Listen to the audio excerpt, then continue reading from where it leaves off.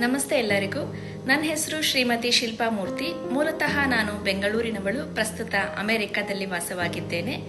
ಶ್ರೀಯುತ ರಾಜೇಶ್ ಸರ್ ಅವರು ನಡೆಸುತ್ತಿರುವ ಬೆಳಕಿನ ಧ್ವನಿ ಎನ್ನುವ ಯೂಟ್ಯೂಬ್ ವಾಹಿನಿಯೊಂದು ಎಲ್ಲಾ ಕನ್ನಡಿಗರ ಮನೆ ಮನೆಗಳಿಗೂ ಸೇರಿ ಅದು ಹೆಸರು ಮಾಡಿ ಅಚ್ಚಳಿಯದಂತೆ ಉಳಿಯಲೆಂದು ಆಶಿಸುತ್ತಾ ಅವರಿಗೆ ಹಾಗೂ ಅವರ ತಂಡಕ್ಕೆ ಶ್ರೀ ಗುರುರಾಯರ ಕೃಪಾ ಕಟಾಕ್ಷೆ ಸದಾ ಕಾಲ ಇರಲೆಂದು ಮನಸಾರೆ ಆಶಿಸುತ್ತೇನೆ. ಇಂದು ಅವರ ಈ ವಾಹಿನಿಯಲ್ಲಿ ನನ್ನ ಸ್ವರಚಿತವಾದ ಕಾವ್ಯಮಯವಾದ ಒಂದು ಕವಿತೆಯೊಂದನ್ನು ವಾಚಿಸಲು ಇಚ್ಛಿಸುತ್ತಿದ್ದೇನೆ.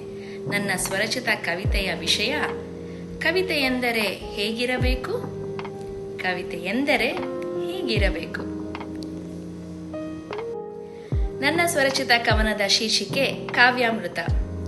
ಕವಿತೆ ಎಂದರೆ ಹೇಗಿರಬೇಕು, ಭಾವಬಂಧಗಳ ಬೆಸೆದಿರಬೇಕು, ಪದವ ಪೋಣಿಸಿ ಹೆಣೆದಿರಬೇಕು, ಮನಕ್ಕೆ ಮುದವನ್ನು ನೀಡಲೇಬೇಕು, ಕವಿಗೆ ಕಾವ್ಯದ ಅರಿವಿರಬೇಕು. ಕವಿತೆ ಎಂದರೆ ಹೇಗಿರಬೇಕು, ಕವಿತೆ ಎಂದರೆ ಹೀಗಿರಬೇಕು.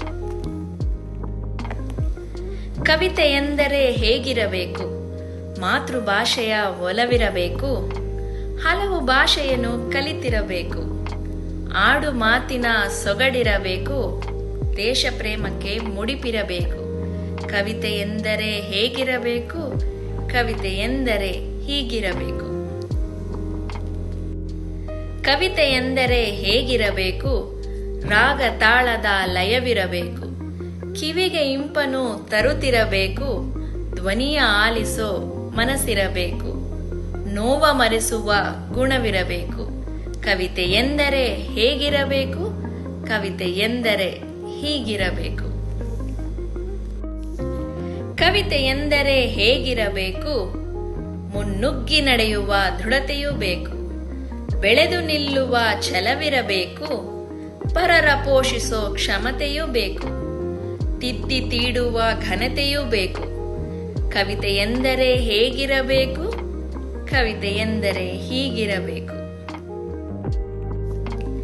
ಕವಿತೆ ಎಂದರೆ ಹೇಗಿರಬೇಕು, ಕವಿಕೋಗಿಲೆಗಳ ನೆನಪಿಸಬೇಕು, ಮೈಮನಗಳನ್ನು ಪುಳಕಿಸಬೇಕು, ಕಾವ್ಯದ ಹಂಬಲ ಚಿಗುರಿಸಬೇಕು, ಎಲೆಮರೆ ಕಾಯನ್ನು ಗುರುತಿಸಬೇಕು.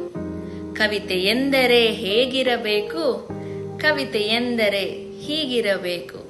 ಕವಿತೆ ಎಂದರೆ ಹೀಗಿರಬೇಕು. ಧನ್ಯವಾದಗಳು. ಇಂತಿ ನಿಮ್ಮೆಲ್ಲರ ಪ್ರೀತಿಯ ಕವಯತ್ರಿ ಹಾಗೂ ಕನ್ನಡತಿಯಾದ ನಾನು ಶ್ರೀಮತಿ ಶಿಲ್ಪಾ ಮೂರ್ತಿ, ಅಮೆರಿಕಾದಿಂದ. ಸರ್ವೇ ಜನ ಸುಖಿನೋ ಭವಂತು. ನಮಸ್ಕಾರ ಆತ್ಮೀಯ ವೀಕ್ಷಕರೇ. ಇಷ್ಟು ಹೊತ್ತು ನೀವು ನೋಡಿದ್ರಲ್ಲ ಕವಿಯ ಕಾವ್ಯ ಧ್ವನಿ ಕನ್ನಡ ಕವಿತೆಯ ಪಠಣ. ಏನನ್ನಿಸ್ತು? ಚೆನ್ನಾಗಿತ್ತಲ್ವಾ? ಶ್ರೀಮತಿ ಶಿಲ್ಪಾರವರು ಬಗ್ಗೆ ಹೇಳುವುದಾದರೆ, ಅವರು ಮೂಲತಃ ಧಾರವಾಡ ಜಿಲ್ಲೆಯಲ್ಲಿ ಜನಿಸಿದರು. ಪ್ರಸ್ತುತ ಶಿಲ್ಪಾರವರು ಅಮೆರಿಕಾದಲ್ಲಿ ವಾಸವಾಗಿದ್ದಾರೆ.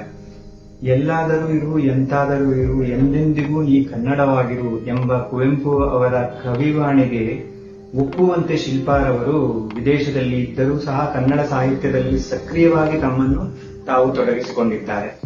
ಇವರ ನೆಚ್ಚಿನ ಹವ್ಯಾಸಗಳು ನಾವು ಅವರಿಂದ ತಿಳಿದುಕೊಂಡಿರುವ ಹಾಗೆ ಕತೆ, ಕವನ, ಲೇಖನ ಹಾಗೂ ಹಾಡುಗಳನ್ನು ಬರೆಯುವುದು, ಸ್ವರಚಿತ ಸಾಹಿತ್ಯದ ಹಾಡುಗಳನ್ನು ರಚಿಸಿ ಆ ಹಾಡುಗಳಿಗೆ ಸ್ವಯಂ ತಾವೇ ರಾಗ ಸಂಯೋಜನೆ ಮಾಡಿ ಹಾಡುವುದು, ಆಮೇಲೆ ಚಿತ್ರ ಬಿಡಿಸುವುದು, ನಟನೆ ಮಾಡುವುದು, ನೃತ್ಯ ಮಾಡುವುದು ಇತ್ಯಾದಿ ಇತ್ಯಾದಿ. ಹೀಗೆ ಇನ್ನೂ ಅನೇಕ ವಿವಿಧ ಕ್ಷೇತ್ರಗಳಲ್ಲಿ ಅವರನ್ನು ತಮ್ಮನ್ನು ತಾವೇ ಸಕ್ರಿಯವಾಗಿ ತೊಡಗಿಸಿಕೊಂಡಿದ್ದಾರೆ. ಇವರನ್ನು ನಾವು ಒಬ್ಬ ಬಹುಮುಖ ಪ್ರತಿಭೆಯುಳ್ಳ ಅಚ್ಚ ಕನ್ನಡತಿ ಎಂದರೆ ತಪ್ಪಾಗಲಾರದು. ಇವರಿಗೆ ರಾಜ್ಯ ಮಟ್ಟದ ಪ್ರಶಸ್ತಿ, ರಾಷ್ಟ್ರ ಮಟ್ಟದ ಪ್ರಶಸ್ತಿ, ಇನ್ನೂ ಹಲವಾರು ಸನ್ಮಾನಗಳು, ಅಭಿನಂದನಾ ಪತ್ರಗಳು ಎಲ್ಲ ದೊರೆತಿವೆ. ಈಗಿನ ಬರವಣಿಗೆ ಕ್ಷೇತ್ರದಲ್ಲಿ ಪ್ರಬುದ್ಧರಾದ ಒಬ್ಬ ಹೆಸರಾಂತ ಸಾಹಿತಿಗಳಾದ ಶ್ರೀಯುತ ಡಾಕ್ಟರ್ ರಾಜಶೇಖರ ಮಠಪತಿ ರಾಗಂ ಅಂತ ಗುರುತಿಸಿಕೊಂಡಿದ್ದಾರಲ್ಲ, ಅವರು ಸಹ ಅವರ ಚೊಚ್ಚಲ ಕೃತಿಗೆ ಬೆನ್ನುಡಿ ಬರೆದಿರುವಲ್ಲಿ ಒಂದು ಸಾಲನ್ನು ಈ ರೀತಿಯಾಗಿ ಹೇಳಿದ್ದಾರೆ: ಶಿಲ್ಪಾ ಅವರ ಕಾವ್ಯ ಬರೀ ಕಲ್ಪನೆಗೆ ಬಿಟ್ಟ ಹಸಿರು ಹೂವು ಹೀಚು ಹಣ್ಣಿನ ಕಥೆಯಲ್ಲ, ಇದು ಅನುಭವದ ಕಾವ್ಯವೆಂದು ಹೇಳಿ ತುಂಬು ಮನದಿಂದ ಆಶೀರ್ವದಿಸುತ್ತಾರೆ.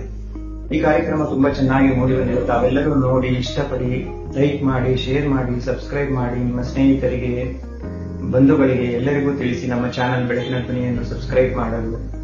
ಕಾರ್ಯಕ್ರಮ ಚೆನ್ನಾಗಿ ಮೂಡಿ ಬಂದಿದೆ ಅಂತ ನಮಗೆ ಅನಿಸಿದೆ. ನೀವು ತಿಳಿಸಿದರೆ ತಾನೇ ಗೊತ್ತಾಗುತ್ತೆ. ಪ್ರಪಂಚದಲ್ಲಿರುವ ಎಲ್ಲಾ ಕನ್ನಡಿಗರು ಈ ಕಾರ್ಯಕ್ರಮವನ್ನು ಒಮ್ಮೆ ನೋಡಿ ನೀವು ಹುರಿದುಂಬಿಸಿ. ಅವರಿಗೂ ಕಾಮೆಂಟ್ ಅಲ್ಲಿ ನೀವು ಬರೆದದ್ದನ್ನ ಅವರು ನೋಡ್ತಾರೆ. ಅವ್ರಿಗೂ ಒಂದು ಅಲ್ಲಿ ಅಮೆರಿಕಾದಲ್ಲಿ ಇದ್ದು ನಮ್ಗೆ ಲೈವ್ ಆಗಿ ಇದು ಕನ್ನಡ ಕವಿತೆ ಪಠಣ ಮಾಡಿದ್ದಾರೆ. ಅವರಿಗೂ ಖುಷಿ ಆಗುತ್ತೆ. ದಯವಿಟ್ಟು ಲೈಕ್ ಮಾಡಿ, ಶೇರ್ ಮಾಡಿ, ಸಬ್ಸ್ಕ್ರೈಬ್ ಮಾಡಿ. ಧನ್ಯವಾದಗಳು. ಎಲ್ಲರೂ ಖುಷಿಯಾಗಿರಿ, ನಗ್ನಗ್ತಾ ಇರಿ. Take care. ಬಾಯ್.